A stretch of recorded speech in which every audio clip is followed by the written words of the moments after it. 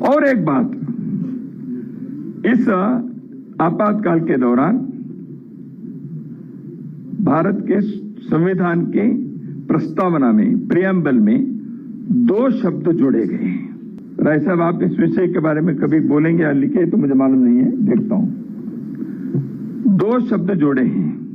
हम सब लोगों को मालूम है सेक्युलरिज्म और सोशलिज्म के, वो प्रस्तावना में नहीं थे, पहले प्रियम्बल में नहीं थे।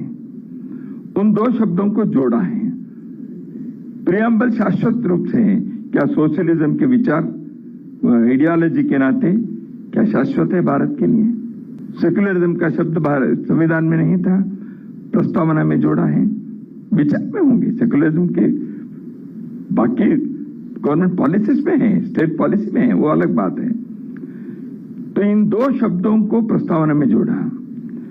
बाद में इसको निकालने के प्रयत्न हुआ नहीं है। चर्चा हुई, दोनों प्रकार के आर्गुमेंट्स हुए, तो क्या वो रहनी चाहिए प्रस्तावना में?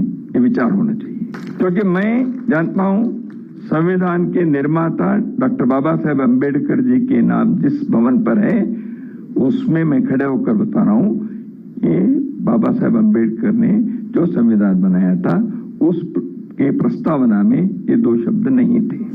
तो इसके उद्देश्य क्या है, विचार किया जाए। इसलिए अब संविधान के बारे में चर्चा कहते ही बाबा साहेब अम्बेडकर जी के बारे में नहीं है, ऐसे विषय भी है ना, वो बाबा साहेब अम्बेडकर ने नहीं बनाया। इमरजेंसी में जब देश के मौलिक अधिकार नहीं थे, देश के संसद नहीं था, न्यायांग पंगु बन गया था, उस समय आपने इसको जोड़ दिया। तो इसलिए ऐसे कई बातें आज भी समीक्षा करने के लिए हैं।